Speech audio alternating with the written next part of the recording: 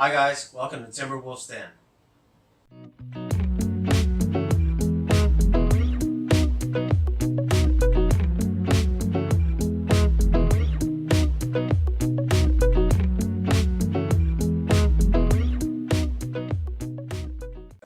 So I got back from a short holiday and I found waiting for me when I got home a vintage watch that I had actually bought several weeks ago. Different people collect watches for different reasons.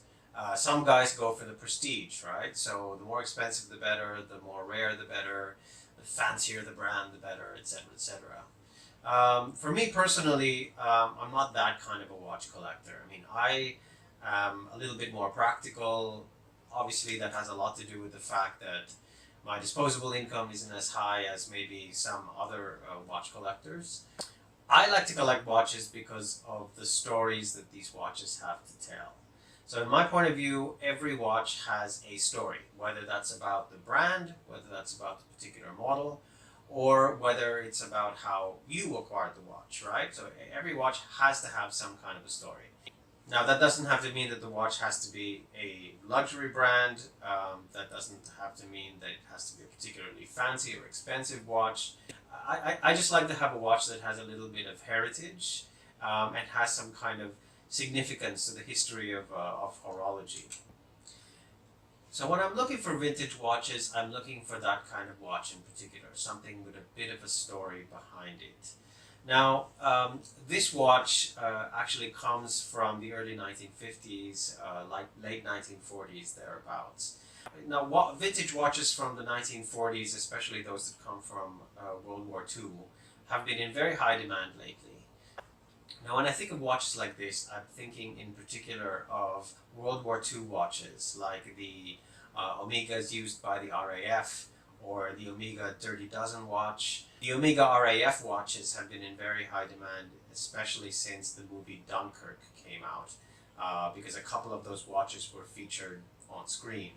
And as a result, it's driven up the value of Omega vintage watches a lot.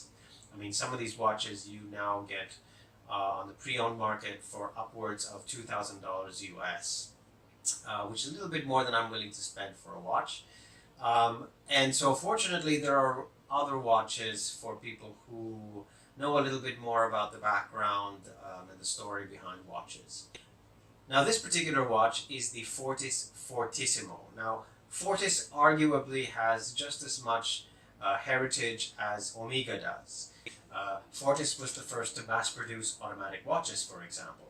The Harwood automatic, made with the cooperation of John Harwood, who invented automatic watch movements, were made by Fortis.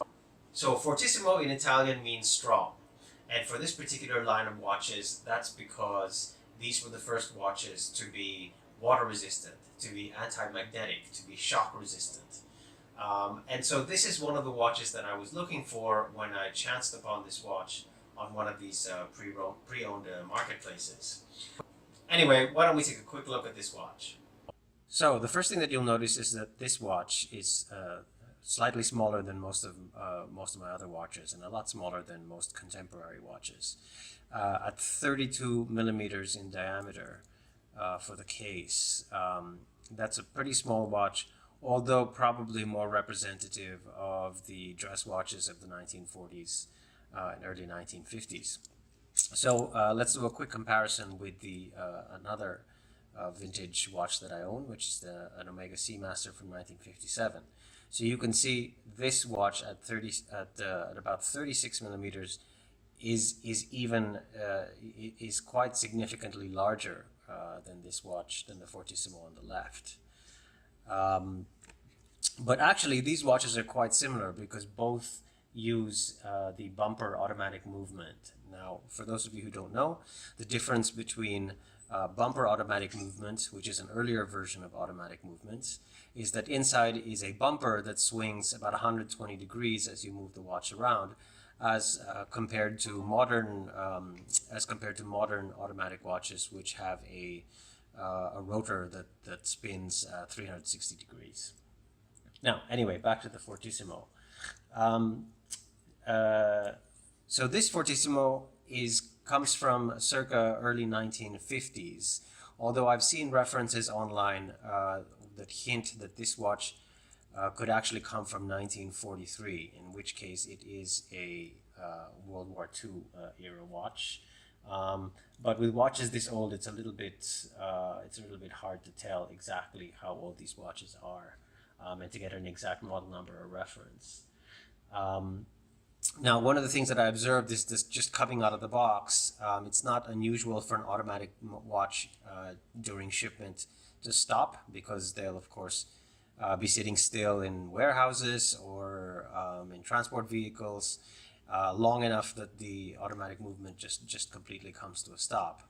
But one of the good signs is when I'm just unboxing it, I'm just during the unboxing process, as I'm just unwrapping the box, the movement itself is enough to get the watch running again without having to hand wind it, which is pretty impressive considering, you know, this watch could be close to 70 years old. So that, I think, says something about, you know, the sturdiness of these very, very old Fortis watch movements.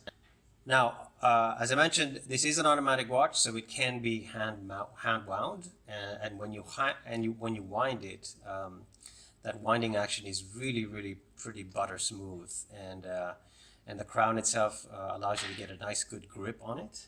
Now, the other thing is that because, of course, this is an old watch, if you look closely, you can see some signs of wear, both on the dial, and you can see the discoloration there of the dial. And there are also some hints of scratches here and there on the case itself. But otherwise, I'd say this watch is in really pretty good condition. The other thing also is that you can see very faintly that there is some lume originally on both the markers, both the numbers there, as well as on the hands.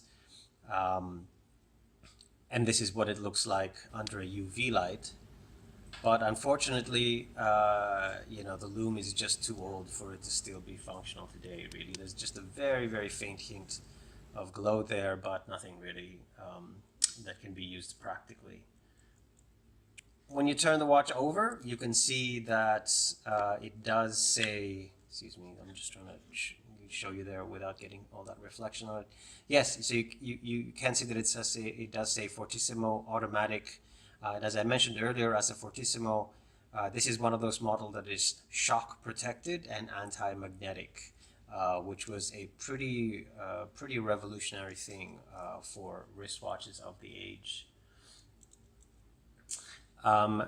And I've replaced the bracelet that the watch came with. I wasn't too happy with that, and I'm not too happy about this replacement bracelet either. And in all likelihood, I'm probably gonna get rid of this a little bit down the road, and I'm actually thinking of slapping a nice colorful NATO on it, especially if I can get a NATO with some military colors. Okay, so let's just take a look and see how this watch wears on my 6.5-inch wrist. Now, 32 millimeters may be small to some people, but I actually think that it sits really nicely on my 6.5-inch wrist.